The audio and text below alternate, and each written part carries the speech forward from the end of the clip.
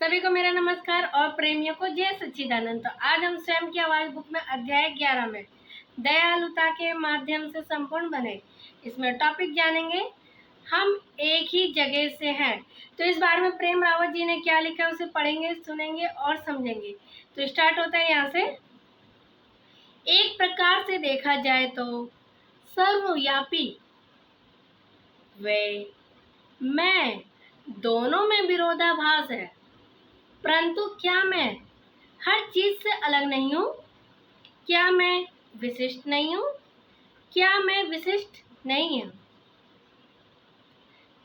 हाँ, जब तक हम जीवित हैं, हम में से प्रत्येक के बारे में कुछ खास बात है, लेकिन हमारी मूलभूत जरूरतें एक ही हैं, जिसमें हमारे हृदय में शांति की जरूरत भी शामिल है। आंतरिक शांति शक्तिशाली, कमजोर, अमीर, गरीब या केवल एक जाति के लिए नहीं है। शांति सबके लिए है और सबके अंदर है। हमारा दिमाग अपने आसपास की दुनिया को आकर देने की कोशिश में लगातार काम करता है, लेकिन हमारा अस्तित्व बहुत ही सरल है। सोचिए, जब हम सोए हुए हो तो अमीर, गरीब, शिक्षित, अशिक्षित, अच्छे बुरे में क्या अंतर है? नींद में हमारी धारणाएं हैं और मतभेद दूर हो जाते हैं और हम बस श्वास लेते हैं। हम मूलभूत जरूरतों का एक ही समूह और इस ग्रह को साझा करते हैं, लेकिन हम इसके अलावा भी कुछ बड़ा साझा करते हैं। हमारा निरंतर विस्तार करने वाला ब्रह्मांड। जब हम अंतरिक्ष की विशालता की कल्पना करते हैं तो मानचित्र पर एक रेखा बहुत महत्वहीन लगती है। यही हमारे घर का असली स्वरूप है। यहाँ फ्रांसीसी दार्शनिक सिमोन ने इस विषय पर कुछ कहा है। हमें स्वयं को अनंत के साथ ही पहचानना चाहिए। जो कुछ भी अनंत से कम है वह दुख के अधीन है। तो ये समझने की बात। वह दिव्य शक्ति उस समय से हमारे अंदर है जब से हम पैदा हुए हैं, और ये सभी चीजों के बीच संबंध की एक अदृश्य डोरी है। हम अलग भी हैं और एक भी हैं। अलग अलग सिद्धांत हमें अलग अलग कर सकते हैं, लेकिन हमारे अंदर की दिव्य शक्ति हमें एक करती है। हर कोई इस कड़ी को नहीं देखता है जो एक व्यक्ति से दूसरे व्यक्ति, मित्र से मित्र, अजनबी से अजनबी को जोड़ती है। फिर भी ये किसी किसी भी समय दिखाई दे सकती है, जैसे कि तूफान के बाद सूरज फिर से निकल आता है। संत कबीर ने हमारी सर्वव्यापी प्रकृति को इन शब्दों में व्यक्त किया है। के दोहे हैं, बूंद समाई समुद्र में ये जाने सब कोई, समुद्र समाया बूंद में बूझे बिरला कोई। यानी कि बूंद समा जो बूंद है वो समाई है समुद्र में, ये जानता सब कोई है, पर समुद्र समाया है बूंद में ये कोई बिरला ही जानता है। तो यानी कि इसका अर्थ हुआ कि एक बूंद समाई समुद्र में, यानी कि जो जो बूंद है वो हमारे आत्मा में समाई है, ये सब जानते हैं। पर समुद्र समाया बूंद में, यानी जो हमारे अंदर जो भगवान आत्मा जो है वो हमारे अंदर लीन है, वो कोई कोई ही बिरला जानता है कि हम आगे है।